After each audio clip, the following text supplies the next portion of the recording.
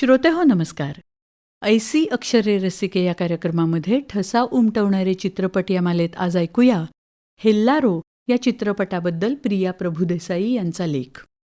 नियमांचं पालन करणं आणि बंधनात ठेवणं ह्यात फार सूक्ष्म फरक आहे. प्रतिकूल परिस्थितीत जगण्यासाठी नियमांचं पालन करणं अनेकदा गरजेचं असतं. मग त्या जीवनशैलीची सवय होते आणि परिस्थिती बदलली तरी तो नियम चालवला जातो. त्याचं बंधनामध्ये रूपांतर होतं. हेल्लारो या सिनेमात कच्छमधील खेड्यात एक विधवा स्त्री भरतकाम केलेल्या चादरी विकून पैसे मिळवते. बायकांनी पैसे कमावणं इथे अशुभ समजतात.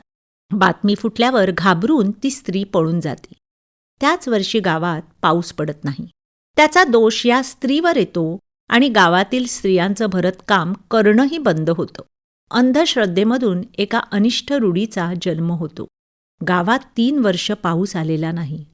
पडलाच नाही तर लोकांना गाव सोडून जाणं भाग आहे. पाऊस पडावा म्हणून गावचा मुखिया अंबामातेला साकडं घालतो. तिला प्रसन्न करण्यासाठी गावातील पुरुष गरबा नृत्य करतात. ह्या नृत्यात भाग घ्यायला स्त्रियांना परवानगी नसते.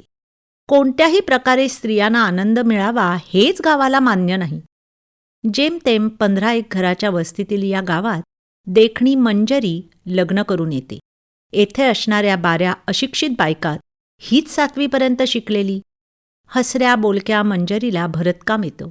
तिला नृत्याची सुद्धा आवड आहे. पण पहिल्याच दिवशी तिच्या लक्षात येतं या गावात स्त्रियांना स्वतंत्र अस्तित्व नाही. त्यांना स्वतःच्या इच्छा असण्याचा अधिकार नाही. स्वप्न पाहण्याची मुभा नाही. शिक्षण घेतलं ना की बायकांना पंख फुटतात. कधीतरी शिंगसुद्धा. असेलच तर कापून टाक, नाहीतर मला कापावं लागलं तर तुला दुखेल, मंजरीचा नवरा तिला सांगतो. पाणी भरण्यासाठी गावातल्या बायका गावाबाहेरच्या तळ्याशी जातात.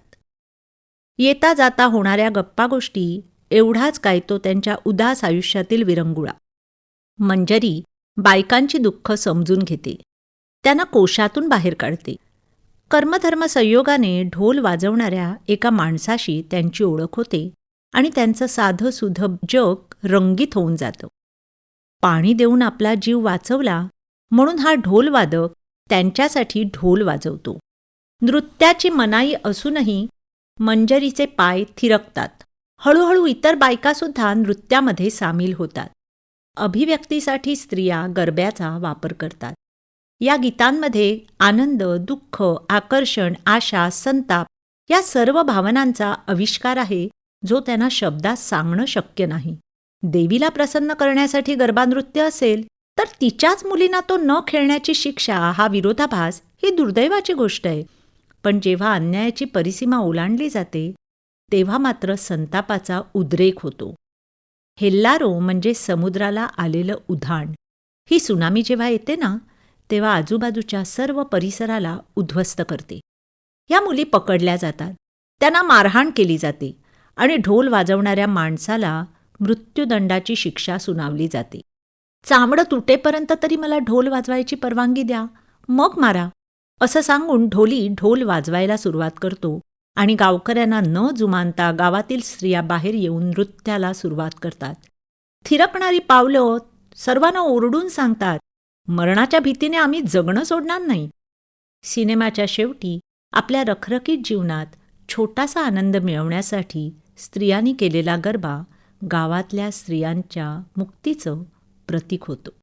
ठसा उमटवणारे चित्रपट या मालेमध्ये हेल्लारो या चित्रपटाबद्दल प्रिया प्रभुदेसाई यांचा लेख आत्ताच आपण ऐकला.